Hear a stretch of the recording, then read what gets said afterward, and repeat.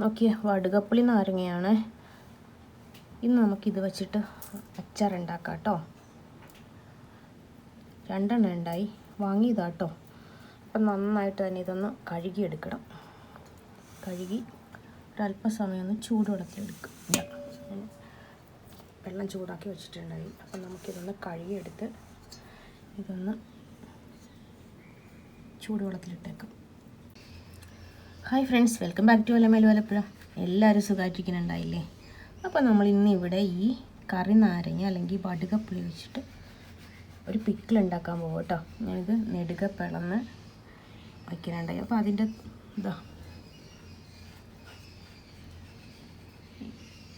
ഇതിൻ്റെ നടുക്കായിട്ടൊരു സംഗതി ഉണ്ടാവും കേട്ടോ. അത് കളഞ്ഞ് എടുത്ത് വെച്ചേക്കുന്നതാണിത്. ഇതിങ്ങനെ പിളന്നിട്ട് ചെറുതായിട്ടൊന്ന് കട്ടാക്കി ചെയ്ത് വെച്ചിരിക്കുക. നമുക്കിതൊന്ന് നോക്കി, നമ്മൾ നാരങ്ങ ഇത്ര ഉണ്ടായി കട്ട് ചെയ്ത് വെച്ചതാണ് കേട്ടോ. നമുക്കൊരു പാത്രം അടുപ്പത്ത് വെച്ചിട്ടുണ്ടായി. അതിലേക്ക് കുറച്ച് നല്ലെണ്ണ, പിക്കിളൊക്കെ ഉണ്ടാക്കുമ്പോൾ നല്ലെണ്ണ തന്നെ ചേർക്കണം കേട്ടോ. കുറച്ച് മതിയാവും. ചൂടായിട്ട് വരട്ടെ കേട്ടോ.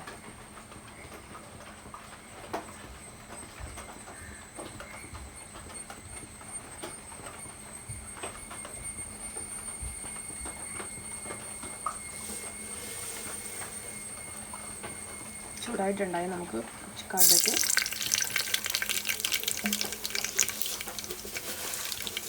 അപ്പം തന്നെ ഉള്ളുക,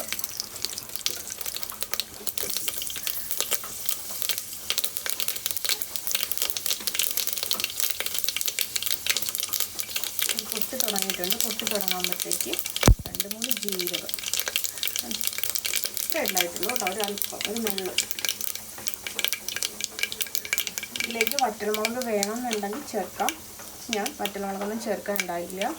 നമുക്കിനി കടുക് മൊത്തമൊക്കെ തീർന്നിട്ടുണ്ടായി. നമുക്കിനി നാരങ്ങ ഇതിലേക്ക് ചെയ്ത് കൊടുക്കാം.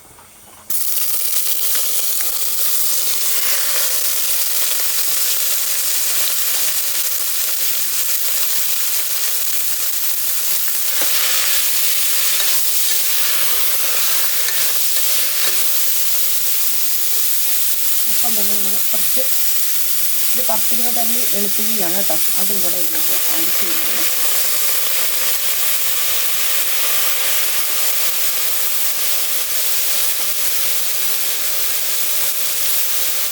കാന്താരിയോ പച്ചമുളകോ വേണമെന്നുണ്ടെങ്കിൽ ചേർക്കാം.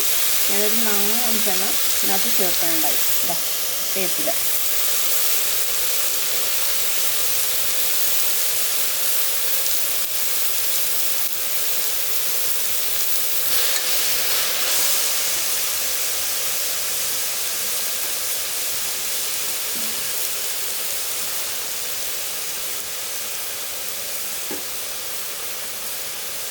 ആവശ്യത്തിനുള്ള ഉപ്പ് ചേർത്ത് കൊടുക്കാം.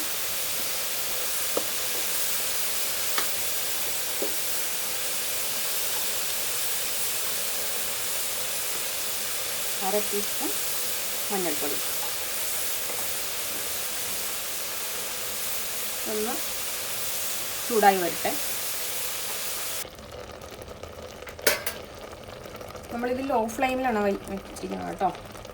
ഇനിയെന്താ, ഒരു കുറച്ച് പുളി എടുത്ത് പിഴിഞ്ഞ് അരിച്ച് എടുത്തതാ കേട്ടോ.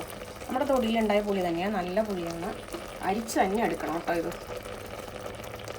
അതും കൂടെ നമ്മളിതിലേക്ക് ആഡ് ചെയ്യുകയാണ്.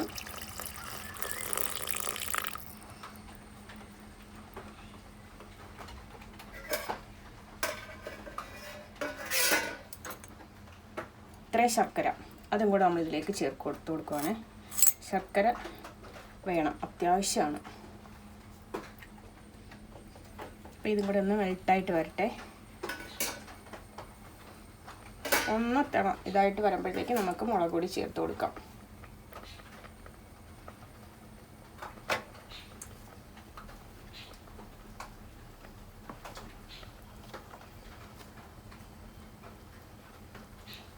തിളച്ച് വരുന്നുണ്ട് കേട്ടോ.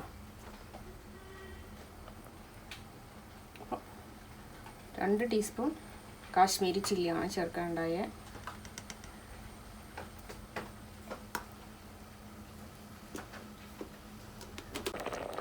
നമ്മുടെ വടുകപ്പുളി അച്ചാർ റെഡി ആയിട്ടുണ്ടായി. ഇതാണ് കറക്റ്റ് കൺസിസ്റ്റൻസിയാണ് കേട്ടോ. ഇത് ഒരു സംഗതി പ്രത്യേകം ശ്രദ്ധിക്കണം കേട്ടോ. നാരങ്ങ കട്ട് ചെയ്ത അധിക സമയം വെക്കരുത്, വേഗം തന്നെ ഉണ്ടാക്കിക്കൊള്ളാം കേട്ടോ. ഇല്ലാച്ചാൽ അതിൽ കയ്പ്പുണ്ടാവും. കുറച്ച് സമയം വെച്ചിട്ടുണ്ടെങ്കിൽ നാരങ്ങയിൽ കയ്പ്പുണ്ടാവും. ഇത് നമ്മുടെ ഫൈനൽ സ്റ്റേജിലേക്ക് ഫ്ലെയിം ഓഫ് ആക്കുവാണ് കേട്ടോ.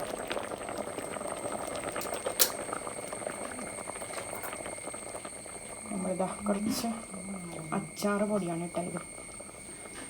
ഈ അച്ചാർ പൊടി കൂടെ ചേർത്തെങ്കിലേ നമ്മളുടെ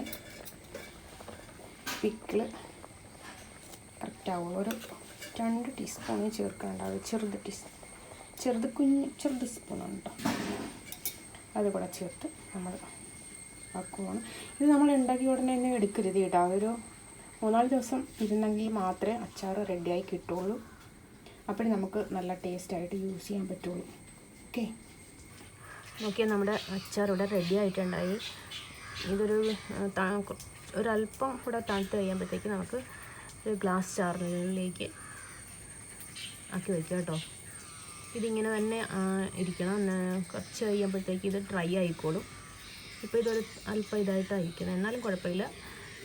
നമ്മുടെ അതിനകത്തേക്ക് ജാറിനകത്തേക്ക് ആക്കുമ്പോഴത്തേക്ക് ഇത് ഡ്രൈ ആയി ഇരുന്നോളൂ. ഒരു 3-4 ദിവസം കഴിഞ്ഞാൽ നമുക്കിത് യൂസ് ചെയ്യാൻ പറ്റുള്ളൂ.